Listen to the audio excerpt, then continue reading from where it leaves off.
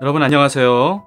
오늘도 하나님 앞에 나와서 함께 예배를 드릴 수 있는 은혜를 베풀어 주신 하나님께 감사와 찬양을 드립니다. 우리의 삶을 인도하시는 주님 앞으로 우리가 한 걸음씩 더 가까이 나아가도록 합시다. 오늘도 하나님이 우리에게 필요한 은혜를 베풀어 주시리라 믿습니다. 함께 기도하심으로써 오늘 예배를 하나님께 올려드리겠습니다. 하나님 아버지, 오늘의 예배도 주님께서 기쁘게 받아주시고 우리의 삶도 받아주셔서 하나님 품 안에서 하루의 삶을 살아갈 수 있도록 인도해 주시옵소서. 주님의 말씀을 따라가기를 원하오니 우리의 귀를 열어주셔서 주의 음성 듣게 하시고 우리의 눈을 열어주셔서 주의 얼굴을 보게 하여 주시옵소서. 예수님 이름으로 기도합니다. 아멘. 함께 찬양하시겠습니다. 나의 예배를 받으소서. 함께 주님께 예배를 드리는 마음으로 부르겠습니다.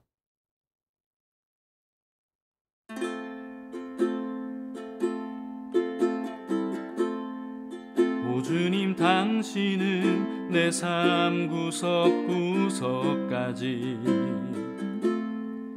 감찰하시며 나를 응원하시는 분, 내 길을 밝혀서 영원한 생명의 길로 인도하시며 나를 격려하시는 분, 크고 작은 갈등을 겪곤 하지만 항상 결국 당신을 선택합니다. 나의 유일한 고백의 대상은 오직 아름다운 당신뿐입니다. 나의 유일한 고백의 대상은 오직 아름다운 당신뿐입니다. 나의 예배를 받으소서. 홀로 영광을 받으소서. 주여, 나의 주여.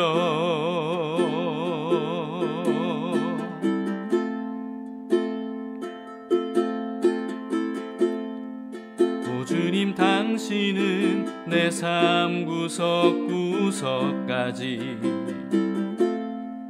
감찰하시며 나를 응원하시는 분,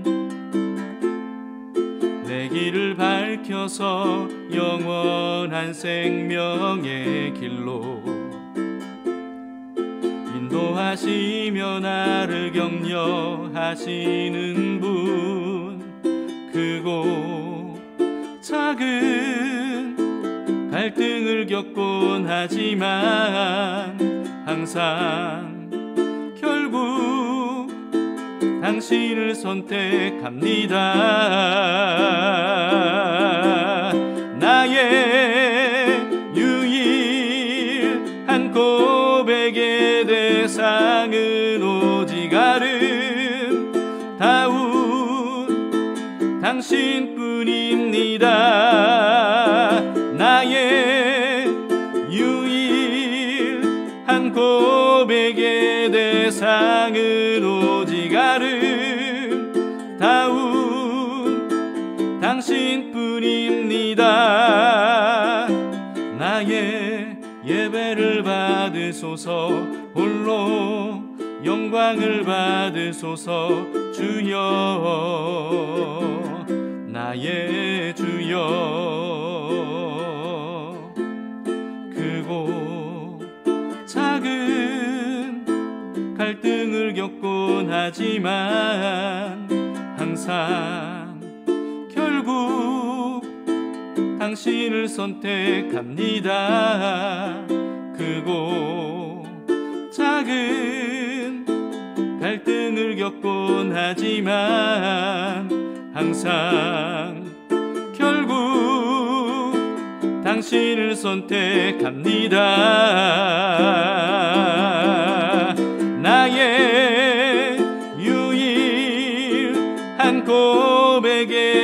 대상은 오직 아름다운 당신뿐입니다. 나의 유일한 고백의 대상은 오직 아름다운 당신뿐입니다. 나의 예배를 받으소서, 홀로 영광을 받으소서. 주여, 나의 주여, 나의 예배를 받으소서, 홀로 영광을 받으소서. 주여, 나의 주여.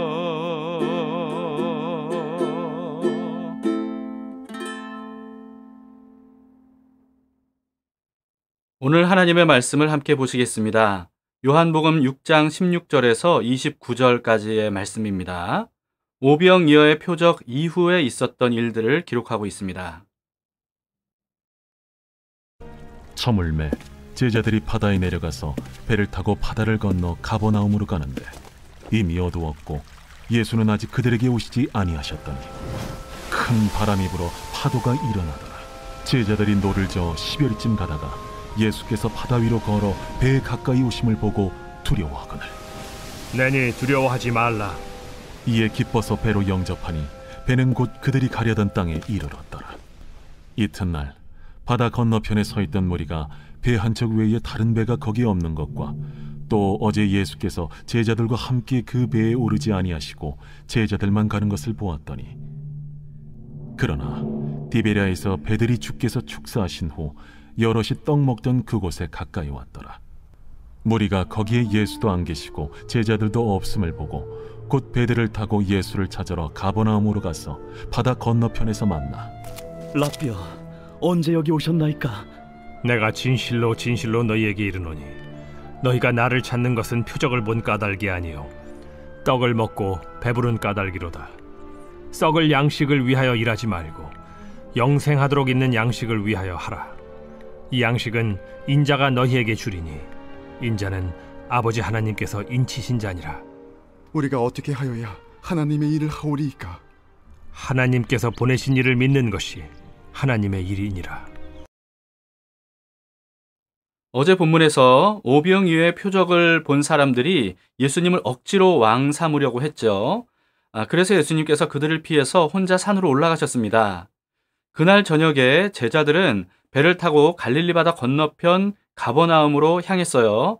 그런데 바다 중간쯤 갔을 때 큰 풍랑이 일었다고 합니다. 그래서 이 제자들 굉장히 고생이 이만저만 아니었나 봐요. 마가복음에서는 그런 제자들의 힘들어하는 모습을 예수님께서 보셨다고 기록이 되어 있습니다. 깜깜한 한밤중이었고 육지에서 수 킬로미터나 떨어져 있었기 때문에 육안으로 보셨다, 이런 뜻은 아닐 겁니다. 예수님이 하나님이심을 알려주는 대목입니다. 예수님은 제자들이 캄캄한 어두운 밤에 있어도 다 아셨습니다. 그리고 또 아무리 멀리 떨어져 있어도 다 알고 계셨어요. 전지전능하신 하나님이시기 때문이기도 하지만요, 무엇보다도 너무나도 사랑하시고 그래서 늘 관심을 기울이시기 때문에 그렇습니다. 아기에게 모든 신경과 관심이 쏠려 있는 엄마 아니겠습니까? 그런데 그런 엄마의 마음이 바로 하나님으로부터 온 마음이죠. 그래서 다윗은 이렇게 노래했습니다. 시편 139편 1절에서 4절인데요. 여호와여, 주께서 나를 살펴보셨으므로 나를 아시나이다. 주께서 내가 앉고 일어섬을 아시고 멀리서도 나의 생각을 밝히 아시오며 나의 모든 길과 내가 눕는 것을 살펴보셨으므로 나의 모든 행위를 익히 아시오니 여호와여, 내 혀의 말을 알지 못하시는 것이 하나도 없으시니이다. 하나님은 우리를 살펴보실 뿐만 아니고요, 우리를 지켜주십니다. 신명기 32장 10절에 이렇게 말씀하고 있습니다. 여호와께서 그를 황무지에서 짐승이 부르짖는 광야에서 만나시고 호위하시며 보호하시며 자기의 눈동자같이 지키셨도다. 그런 마음을 가진 분이었기 때문에요, 풍랑이 이는 물 위를 걸어서 힘겹게 노젓고 있었던 제자들에게 찾아가셨던 겁니다. 그리고는 풍랑을 잠잠하게 해주셨어요. 19절부터 21절 말씀입니다. 제자들이 노를 저어 12회쯤 가다가 예수께서 바다 위에 걸어 배에 가까이 오심을 보고 두려워하거늘 이르시되 내니 두려워하지 말라 하신대 이에 기뻐서 배로 영접하니 배는 곧 그들이 가려던 땅에 이르렀더라. 이 역시 단순한 기적이 아니라 표적입니다. 만약에 제자들이 고생하지 않게 해주시는 것 자체가 예수님의 목적이었다면 일부러 바다 위를 걸어서 갈 필요도 없이 그냥 산 위에 계신 상태로 풍랑을 잠잠하게 해주실 수도 있었을 겁니다. 그런데 예수님은 굳이 풍랑이 이는 그 상태 그대로 물 위로 걸어서 제자들에게 찾아가셨습니다. 그리고요, 예수님께서 배에 오르셨을 때 그제서야 바람과 풍랑이 그치게 하셨습니다. 그 덕분에 제자들은 바람이 잠잠해진 게 이게 우연이 아니라 예수님께서 하신 일이구나 라고 하는 것을 분명히 알 수 있었고요. 그와 같은 예수님은 바람도 바다도 다스리시는 분이라는 사실을 제자들이 인정하지 않을 수 없었고 믿지 않을 수 없었을 겁니다. 그래서 이런 표적들이 반복될수록 예수님의 제자들은요, 예수님에 대한 믿음과 지식이 더욱 확고해졌고 그리고 그 믿음이 더 크게 확장이 됐을 겁니다. 만약에 그냥 멀리서 바람을 잠잠하게 해주셨다면 잠잠할 때가 돼서 잠잠해진 걸로 제자들이 여기지 않았겠습니까? 이처럼 예수님께서 행하신 모든 기적들은요, 예수님이 어떤 분인지를 알려주는 표적이었다는 사실을 우리는 늘 잊지 말고 볼 수 있어야 됩니다. 그리고 21절을 우리 다시 보시겠습니다. 이에 기뻐서 배로 영접하니 배는 곧 그들이 가려던 땅에 이르렀더라. 이렇게 기록한 것은 예수님이 배로 찾아오지 않으셨다면 제자들이 가려던 땅에 이르지 못했을 수도 있었다는 것을 암시하고 있는 거죠. 풍랑으로 위기에 처한 배로 찾아오신 예수님을 제자들이 영접함으로써 예수님께서 배에 함께 계셨기 때문에 가려고 했던 땅에 도착할 수 있었다는 것을 알려주고 있습니다. 이 메시지를 전하려는 저자의 의도가 보이는 문장이라는 겁니다. 우리 역시 언제 어떤 일이 벌어질지 모르는 바다를 항해하는 것 같은 인생을 살아가고 있는 중인데요. 그럴 때 우리에게 찾아오신 예수님과 함께하면 반드시 목적지에 무사히 도착할 수 있음을 믿을 수 있기를 바랍니다. 출애굽으로부터 가나안 정복 때까지의 이스라엘 역사도요, 그 사실을 우리에게 강력하게 선포하고 있지 않습니까? 그러므로 어떤 인생의 풍랑을 만난다 할지라도 풍랑과 바다만 바라보면서 공포와 절망에 빠져들지 말고요. 천지 만물을 창조하시고 다스리시는 우리에게 찾아오셔서 우리와 함께 하시는 예수님을 바라보고 의지하면 의심의 여지 없이 안전하게 목적지에 도달하게 되리라 믿습니다. 22절입니다. 이튿날 바다 건너편에 서 있던 무리가 배 한 척 외에 다른 배가 거기 없는 것과 또 어제 예수께서 제자들과 함께 그 배에 오르지 아니하시고 제자들만 가는 것을 보았더니. 사실 22절부터 24절은요, 알아듣기 어렵게 번역이 되어 있습니다. 그래서 무슨 말인가 이해하려고 해도 이게 참 이해가 어렵더라고요. 다른 번역들을 다 참고를 했는데 이런 내용입니다. 오병이어의 표적을 보고 예수님을 억지로 왕으로 세우려던 무리들이 다음 날에도 예수님을 만나기 위해서 찾아와서 모였다는 겁니다. 그들은 어제 저녁에 예수님의 제자들이 하나밖에 없었던 배 한 척을 타고 가는 걸 봤고요. 그리고 그 배에는 예수님이 함께 타지 않으셨다는 것도 분명히 봤습니다. 그런데 예수님을 아무리 찾아도 찾을 수가 없는 거예요. 제자들이 보이지 않는 건 물론이고요. 근데 그때 마침 디베랴에서 배들이 도착을 했다는 겁니다. 어부들이 조업을 마치고 돌아온 것이거나 아니면 예수님에 대한 소문을 듣고 배 타고 온 사람들이었을 거예요. 예수님을 다시 만나고 싶어 했던 무리들은 그 배들을 나눠 타서 제자들이 건너간 가버나움으로 갔습니다. 그랬더니 놀랍게도 거기에 예수님이 계셨던 거예요. 25절입니다. 바다 건너편에서 만나 랍비여 언제 여기 오셨나이까 하니. 분명히 어제 저녁에 예수님 외에 제자들만 배를 타고 건너갔는데 산으로 올라가셨던 예수님께서 어떻게 가버나움에 가신 건지 무리들은 아무리 생각해도 신기했을 겁니다. 예수님을 만나기 위해서 배 타고 갈릴리 바다를 건너온 이 열성적인 사람들에게 예수님은 이렇게 말씀하셨습니다. 26절입니다. 예수께서 대답하여 이르시되 내가 진실로 진실로 너희에게 이르노니 너희가 나를 찾은 것은 표적을 본 까닭이 아니요 떡을 먹고 배부른 까닭이로다. 이 말씀이 무슨 뜻이냐면요. 이들은 오병이어의 표적이 어떤 의미인지는 깊이 생각하고 깨닫지 않았고 단지 자신들이 원하는 것을 채워주셨기 때문에 예수님을 다시 찾은 것이다 라고 하는 말씀입니다. TV 드라마식으로 생각을 해보자면요. 이런 식인 것 같아요. 어떤 여자가 재벌 2세 남자를 좋아하고 가까이 하려고 한다고 합시다. 그런데 그 이유가 그 남자를 사랑해서가 아니라 그 남자의 돈과 배경이 탐나서죠. 여러분 이런 식의 드라마가 얼마나 많이 있습니까? 그런데 그런 사랑은 순수한 사랑이 아니라 이기적이고 계산적인 탐욕 아니겠습니까? 만약에 재벌 2세 남자가요. 이 여자를 마음속에 진심으로 사랑한다고 생각해 보세요. 그런데 그 여자는 오직 그 남자의 돈에만 관심이 있다면 이 남자의 마음이 어떻겠습니까?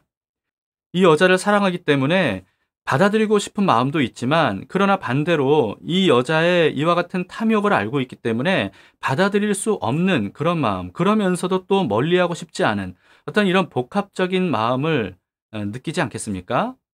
예수님의 마음이 그와 비슷하지 않을까 싶습니다. 이어서 예수님은 이렇게 말씀하셨습니다. 27절입니다. 썩을 양식을 위하여 일하지 말고 영생하도록 있는 양식을 위하여 하라. 이 양식은 인자가 너희에게 주리니 인자는 아버지 하나님께서 인치신 자니라. 썩을 양식은 육을 위한 양식이죠. 영생하도록 있는 양식은 영을 위한 양식입니다. 영의 양식은 예수님께서 니고데모에게 말씀하셨듯이 육의 사람이 영의 사람으로 거듭나게 해주는 양식이고요. 그리고 거듭난 사람이 영원히 살게 해주는 그런 양식입니다. 바로 말씀이신 예수 그리스도를 의미합니다. 그 사실을 예수님께서 내일 본문에서 알려주십니다. 예수님은 이번에도 자신을 인자라고 말씀하셨어요. 인자는 다니엘이 환상 중에 본 하늘에 계신 분, 그러나 사람의 아들이신 분을 의미하는 말인데요. 예수님은 계속해서 자신을 다니엘이 본 바로 그 하나님이시자 사람인 존재, 인자라고 알려주십니다.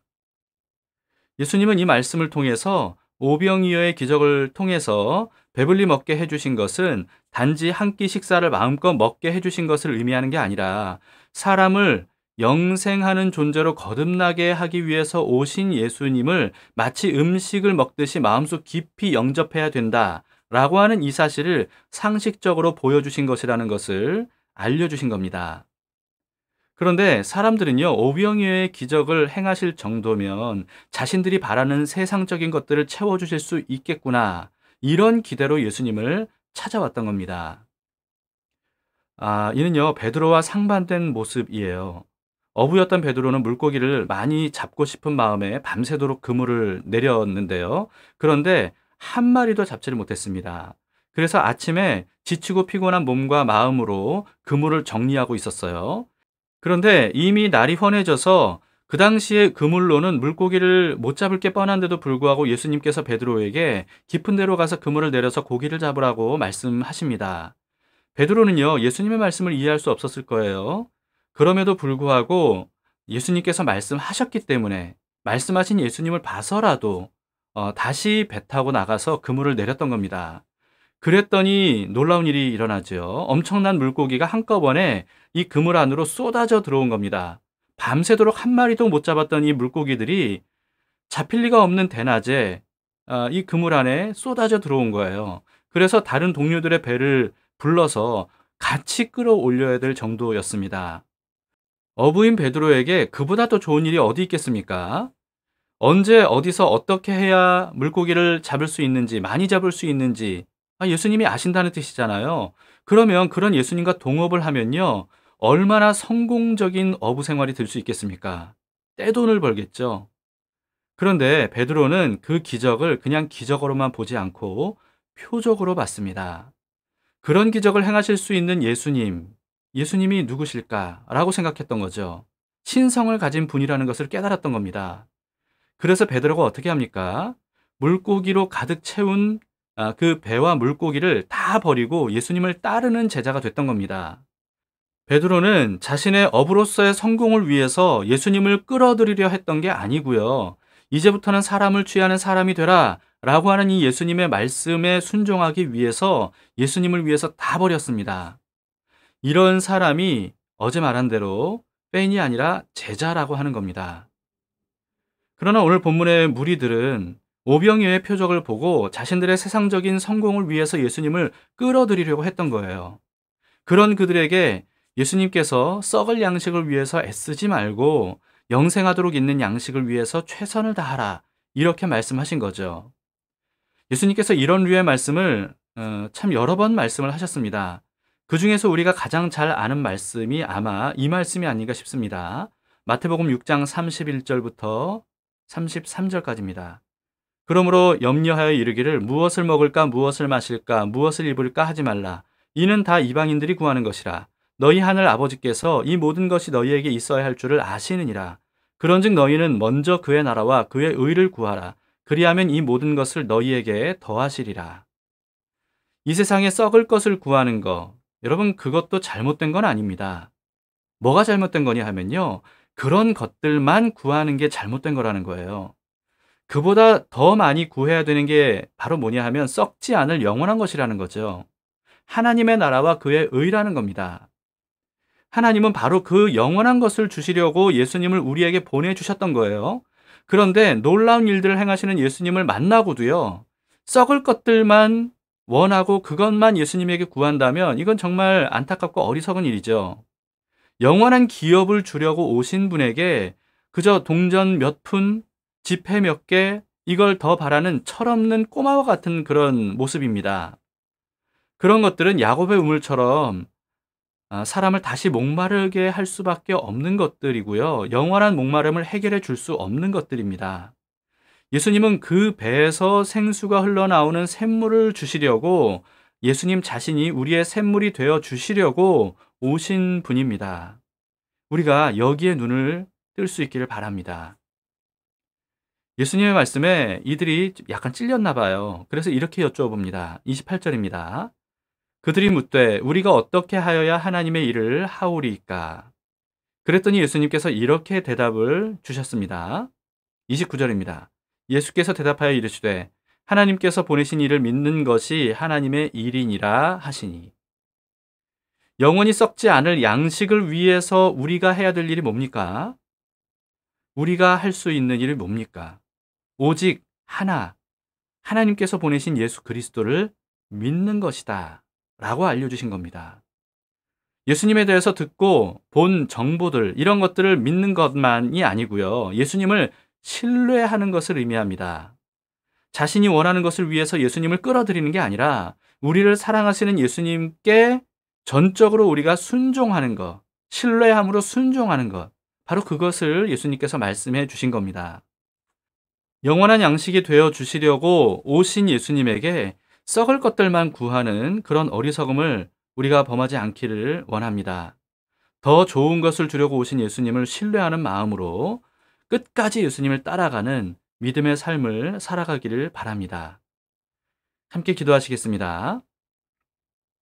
하나님 아버지, 오늘 말씀을 통해서 우리가 더욱더 예수님을 믿고 신뢰하며 따르기를 원합니다. 예수님을 너무나도 열정적으로 원해서 모여들었던 무리들이지만 이들처럼 세상적인 욕심을 채우기 위해서 예수님을 바라보는 게 아니라 예수님께서 가시려고 하는 곳에 함께 가려고 하는 마음으로, 예수님이 하시려는 일을 함께 하려는 마음으로 그렇게 주님을 따라가기를 원합니다. 우리의 마음을 주님께서 더욱더 넓혀주시고 또 우리의 눈과 귀를 열어주셔서 주님의 뜻을 알고 깨닫고 또 믿고 신뢰하며 나아갈 수 있는 저희들 될 수 있도록 도와주시옵소서. 오늘 하루도 주님을 따라가는 저희들이 되기를 원합니다. 주님이 원하시는 것을 함께 원하면서 나아가는 저희들 되길 원합니다. 주님, 그런 마음으로 나아갈 때 주님의 뜻을 우리의 삶을 통하여 이루어 주시옵소서. 예수님 이름으로 기도합니다. 아멘. 네, 여러분 함께 오늘 말씀을 생각하시면서 기도하시고 주님과 함께 동행하시기를 바랍니다. 주님께서 우리를 가장 좋은 길로 인도하신다는 사실을 믿고 신뢰함으로 끝까지 따라갈 수 있기를 바랍니다. 오늘도 임마누엘 예수님께서 우리와 변함없이 함께 하십니다.